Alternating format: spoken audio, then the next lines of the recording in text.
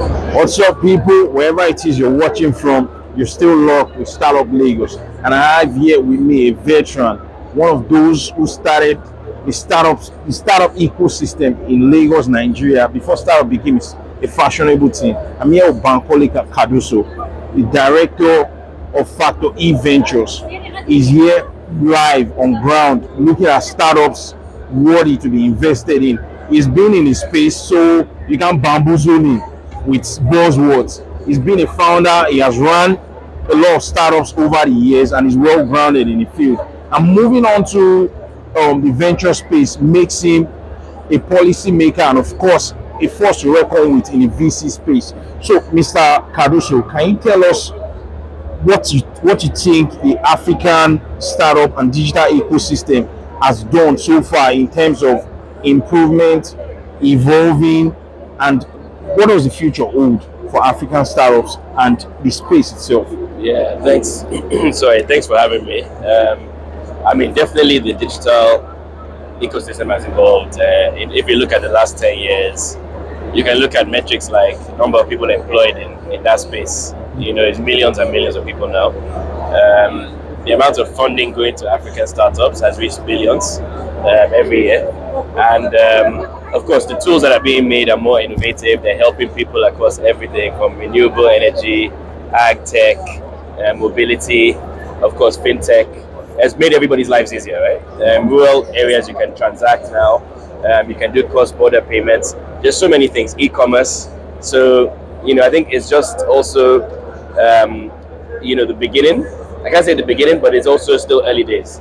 A lot more investment needs to go into it. We want to see a lot more, you know, companies springing up and having exits down the line.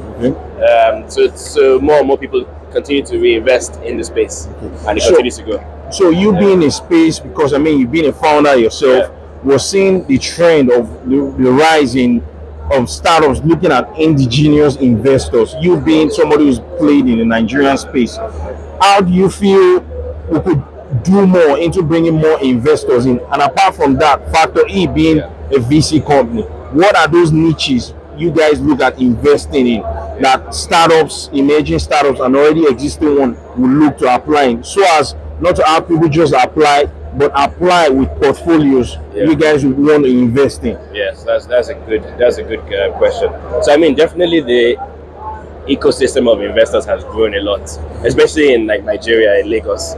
There's the angel networks that you find who are investing in early stage companies.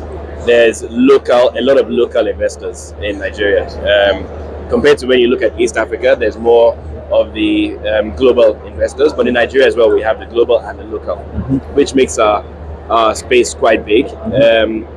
And in terms of like the companies that we look at Factor E, so Factor E Ventures, we're an early stage impact investment fund.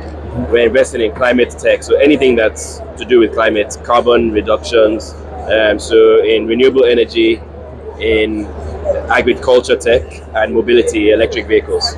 So, you know, we want to see more and more companies like that. We're investing very early stage to work with the companies to make them reach their, you know, Series A and beyond, to help them grow with growth capital. So that's what we do. Thank you very much, Mr. Cardoso. So you can reach out to him, you can reach out to Factor E. They're looking to take up as enough early stage startup as much as possible. We're trying to grow the African ecosystem. Thank you very much, sir. Thank you, Tim. Stay locked with Startup Lagos. We'll keep giving you guys updates and more. Stay tuned.